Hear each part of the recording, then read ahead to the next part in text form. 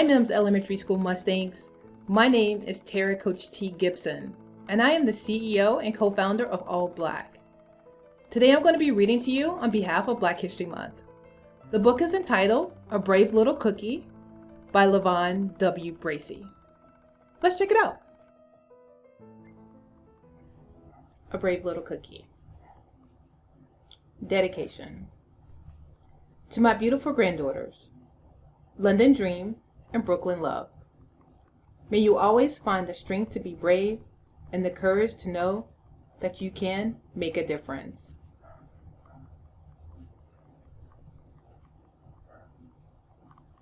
When I was born, my mom told me I had beautiful black eyes and that I was the color of a chocolate chip cookie. Every time she looked at me, it made her think of a cookie. I guess it's no surprise that the nickname she gave me was Cookie. My father, my two brothers, and my sister also started to call me Cookie. By the time I was 2 years old, the only name I answered to was Cookie.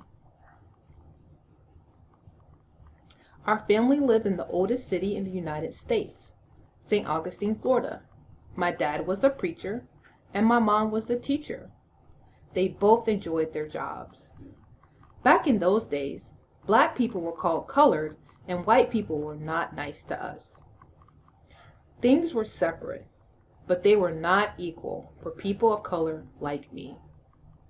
My mother taught at the colored school because the races were not allowed to be taught together in one school. White people enforced bad rules to make us feel inferior. They believed that they were superior, better than we were in every way, which was not true. For example, we were not allowed to sit in the front of the bus with them. There were signs on the bus that read, "Colored to the rear." We could not stay in hotels. We could not sit down and eat in any restaurants with white customers. We had to enter restaurants through the back door, and we were served with disposable paper plates. If by chance there were places to sit, they were raggedy and the area was not clean. Ironically, all the food in most of the restaurants were cooked by people of color. There were separate water fountains and bathrooms which were clearly marked, colored and whites only. It made me sad, and it made my parents sad too. My dad joined the NAACP, National Association of the Advancement of Colored People, and became president of the organization in St. Augustine. The NAACP is an organization of people who work hard to obtain justice and defend people who have not been treated fairly. This group included hardworking, everyday people like my dad. Also, there were many famous people such as W.E.B. Du Bois, Rosa Parks, Dr. Martin Luther King Jr., Superior Court Justice Thurgood Marshall, Medgar Evers, and others who participated. These civil rights leaders and my dad were all labeled troublemakers because they were trying to make things better.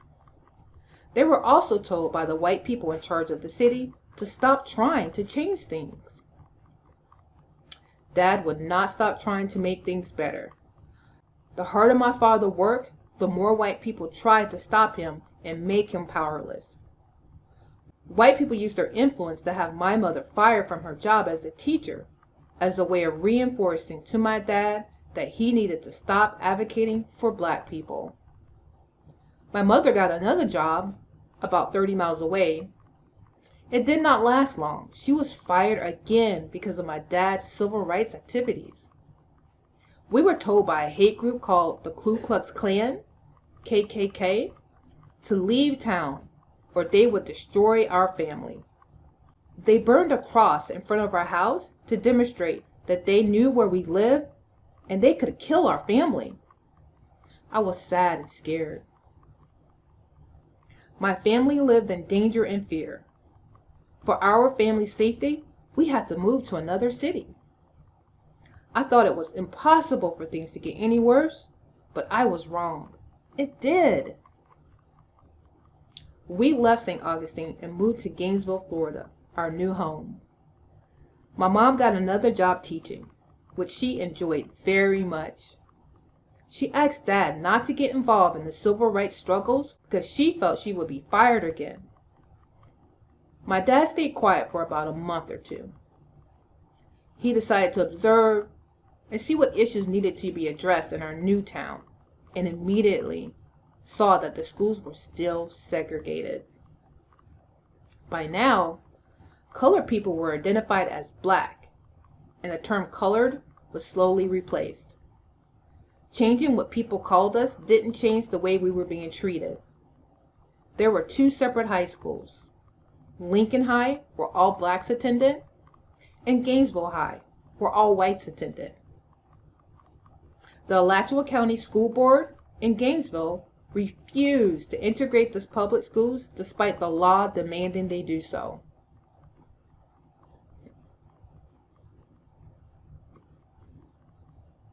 My father, again, became president of the NAACP, this time in Gainesville, Florida.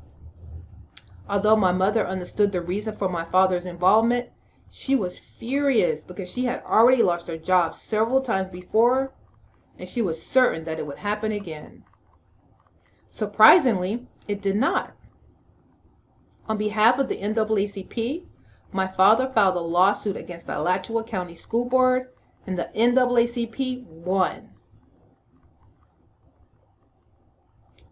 This meant that black children would have new schools, new books, and would be treated equally. Hooray! The judge said that the school system could no longer be segregated. The schools had to integrate. If they refused to do so, they would be forced by federal law. My dad and others thought this decision would immediately make life better for black people. As you will shortly see, it did not. Our family would later face a different type of retaliation. Gainesville was late in the implementation of the 1954 decision known as Brown versus the Board of Education of Topeka, Kansas. In this civil rights case, the Supreme Court of the United States ruled that the law of separate but equal was unconstitutional and illegal. At the time of the decision, I was 6 years old. Years later, I was 16 and the schools were still separated by color. Since the courts had ruled in the NAACP's favor, Dad had a plan to get the black kids to agree to attend the all-white school. Dad began to go door to door asking parents to register their children to attend the all-white Gainesville High School. Every house Dad would go to, the answer was no. They were worried that people would call us all kinds of unkind and disrespectful names. We all had experienced public incidents where white folks would say things about the color of our skin and other things about our race that were hurtful. The parents that my father spoke to did not want to put their children through that type of abuse. By summer's end, Dad had one 10th grader and one 11th grader enrolled to attend Gainesville High. Yet, no 12th grader had stepped forward, leaving my father bewildered and distraught. "I can't find a parent of a 12th grader to promote the cause," he said. I could not help but think to myself, would all Dad's hard work and my family's sacrifices be in vain?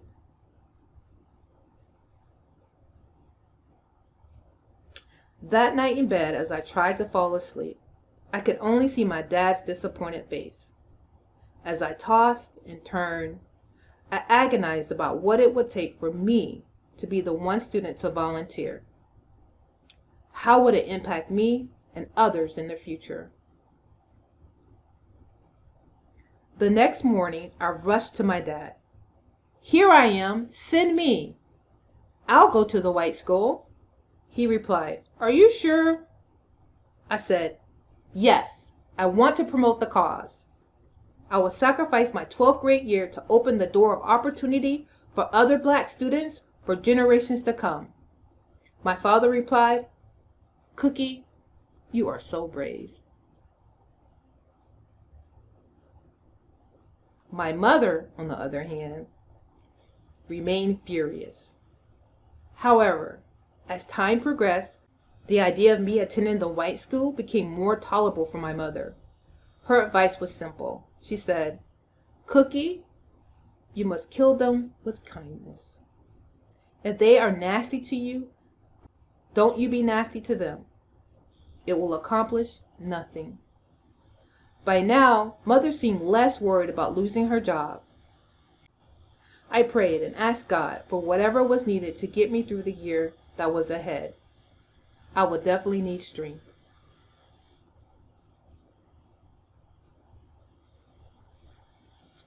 I was nervous. I could not sleep the night before school started. I was anxious, scared, and sad about leaving all my friends at the black school. My mother got up extra early and fixed me a big breakfast. However, my stomach was churning. I could not eat much of anything. On the first day of school, Dad drove me and the other two students to school. We were escorted by 2 Gainesville police cars for protection. When I entered my first classroom, I sat in the first desk on the first row. Immediately, students in the entire first, second, and third rows stood up and moved to the other side of the room. It was as if I was carrying an infectious disease. But the truth was, they didn't want me to be near simply because of the color of my skin. Later, when I went to the lunchroom and took a seat, all the students at the table stood up to leave. I got the same treatment at the library. This behavior became routine for the white students. All day, every day, no one spoke to me. Those days of silence became a way of life, and at times, I felt lonely. As time passed, I wondered if I would make friends. My classmates became increasingly hostile. Each day that I went to school, some white boy or girl would spit on me and call me terrible names. I would wipe off the spit from my face and keep walking to class. Their cruelty was hard to ignore, but I promised myself that I would be brave. I also thought about the words my mother said to me, kill them with kindness. The things that my classmates did to intimidate and frighten me were a regular occurrence. Not a day went by that I did not find dead roaches, rats, or snakes waiting for me at my desk. My own attitude began to change because of the way I was being treated at school. I began to dislike white people. My teachers were not nice to me either. They did not want me in their classes. I was an excellent student and always had made above average grades. However, at Gainesville High, my teachers marked my schoolwork unfairly, hoping that I would drop out of school and return to the all-black school. It was not just the students, even the teachers exhibited a hatred beyond words. As though matters could not get worse, one day after my father dropped me off, a white boy jumped me in the schoolyard. His friends joined in. They beat me, they kicked me, they stomped me. My mouth and head were bloody. I hurt so badly. I just knew that I was about to die. I asked myself, was this brutality worth the sacrifice to achieve equality? When the school bell rang, hundreds of children walked past me to class. No one offered any assistance as I bled and cried. Not one student wanted to be caught helping the unwanted and unwelcome black student. When I thought it was safe, I stumbled into the principal's office. I told him that I had been attacked and I needed to call my dad. The school rule had always been to notify an adult when you need help, but that made no difference in my case. The principal replied, How do I know that you did not come to school bloody from your home? I did not see anyone mistreat you. The principal was uncaring and mean. He did not approve of me being at the school. He refused to let me use the phone to call my dad. In those days, you could go into a phone booth and put a dime into the public phone to make a call. Even though I was hurting badly, I struggled across the street, made my way to the payphone, and called my father to pick me up. When Dad picked me up, we immediately went to the only black doctor in town. After stitching me up, the doctor instructed me to go home and try to mend. I pleaded with my dad not to make me go back to that school. Seeing what I had gone through, my father said that he would not force me to return. For the next 5 days, I stayed home to heal. It gave me a lot of time to think about what I was going to do and how it would impact my future and the future of other black students. Before the week ended, I had come to a decision. I refused to allow evil to win. It was important to me that I finish what I started. I kept my eyes on the prize.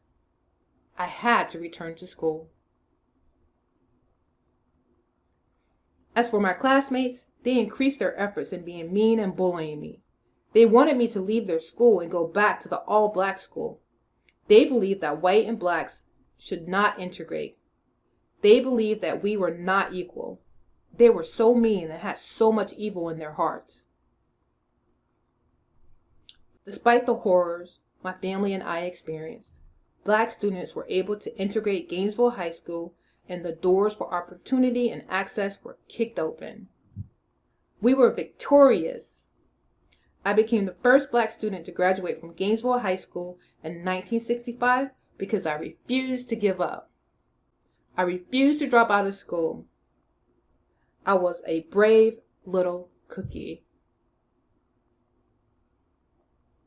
Author's note.